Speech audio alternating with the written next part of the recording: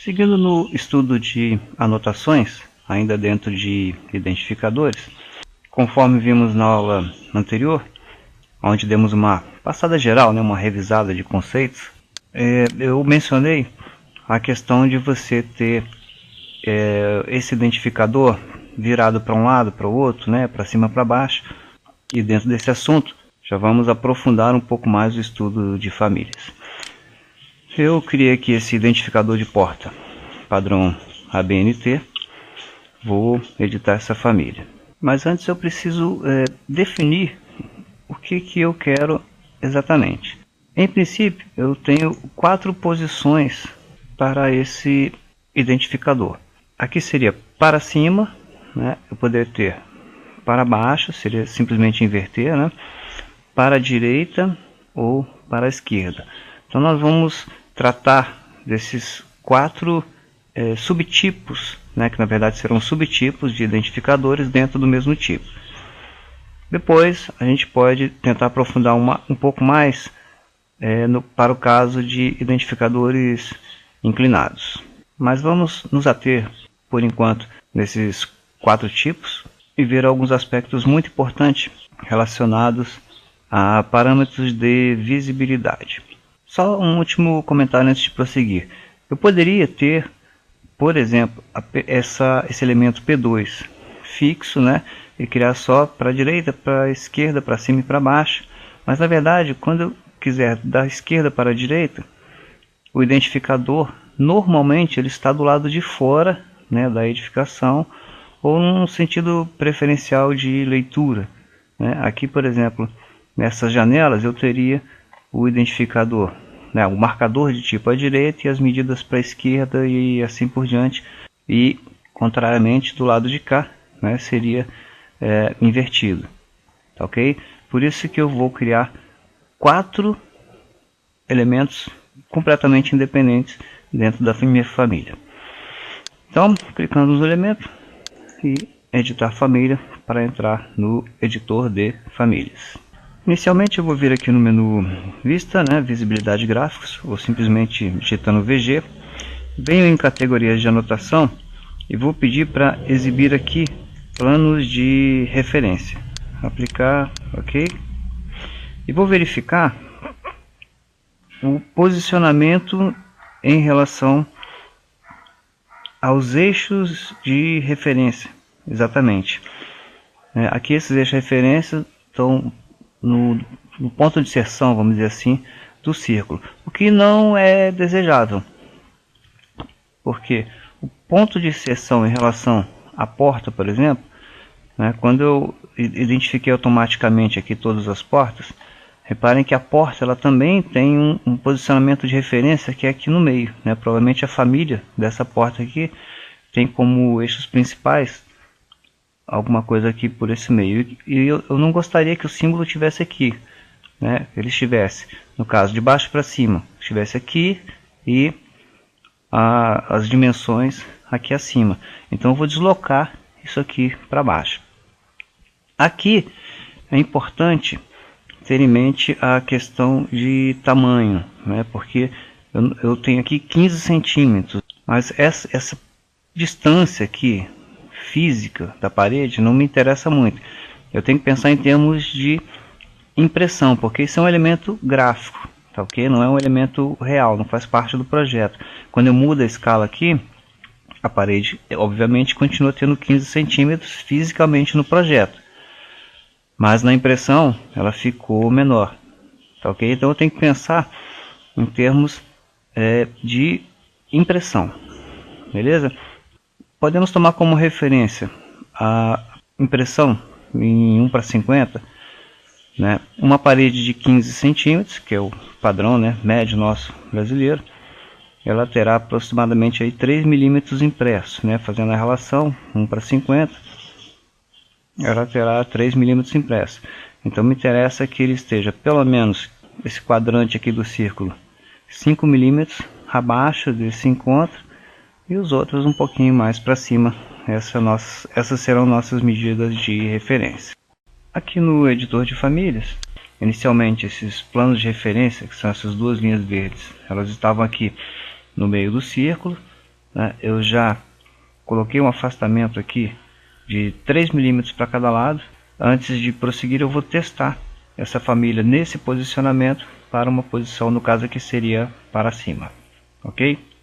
Vou salvar e carregar no projeto, substituindo a versão existente.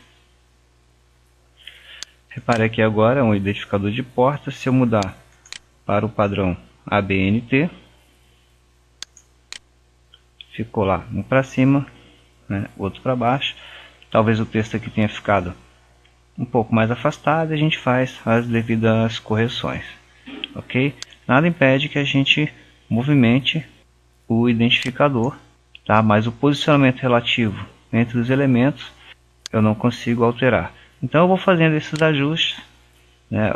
Vou puxar o texto lá um pouco mais para baixo até ter um dos elementos de forma satisfatória, ok? Vou editar novamente família, vou simplesmente chegar o texto um pouco para baixo.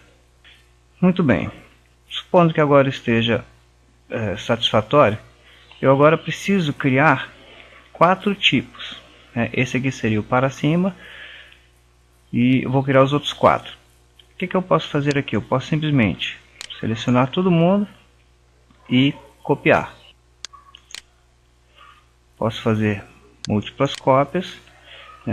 Eu vou primeiramente copiar em cima dos próprios elementos. Vou clicar aqui no eixo de referência, clico para inserir o ponto final, clico de novo no mesmo ponto 3 vezes para eu criar outros 3 elementos, ok? Eu tenho 4 elementos aqui em cima do outro. Agora eu vou pegar esse conjunto, segurando em Ctrl, né? Na verdade 5, né? Porque o círculo é partido em 2. E vou rotacionar. Trago o centro de rotação para cá. Pego desse ponto. Aqui já tenho lá o primeiro elemento. Ok? Por indicação da ABNT, esse texto deverá sempre estar na horizontal. Então eu vou fazer essa rotação, ok? E vou fazer o mesmo movimento para os outros itens. Aqui, em princípio, vai ficar um pouco embolado, né, um em cima do outro. Não tem muito por onde correr. Vou rotacionar, trago. Vou fazer o resto fora do vídeo, para a gente ganhar um pouco de tempo. E obviamente eu vou ter que fazer alguns ajustes de posicionamento de texto, né? Como por exemplo o rebatimento aqui. Muito bem, estão aqui dentro dessa confusão imensa aqui todos os 4 tipos que eu desejo criados. Qual é a nossa estratégia? Nós vamos criar aqui em tipos de famílias, vamos criar 4 tipos, para a direita, para a esquerda, para cima e para baixo. E quando eu quiser para a direita, os elementos à direita vão estar visíveis e os outros invisíveis. É bem simples. Só tem que ter um pouquinho de critério. Então vamos lá. Repara que quando eu seleciono um elemento aqui no editor de famílias, um dos parâmetros que é inerente a todo e qualquer elemento é a visibilidade. À medida que eu vou selecionando mais de um elemento, ele vai me fornecendo aqui quais seriam os parâmetros compatíveis. Por exemplo, eu selecionei uma legenda, vou selecionar outra legenda aqui, que faz parte desse elemento para cima, né? Vou começar no para cima. Ok? Agora vou selecionar os 2 meios círculos e essa linha aqui.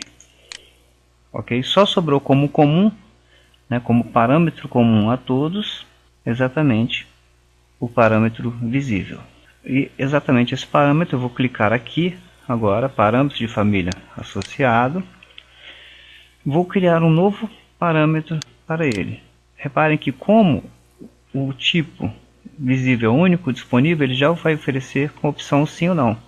Eu vou chamar de visibilidade acima. Ok? esses elementos vão obedecer ao critério visibilidade acima. Ok. Beleza. Clico fora, seleciono tudo. Vou agora para os da direita.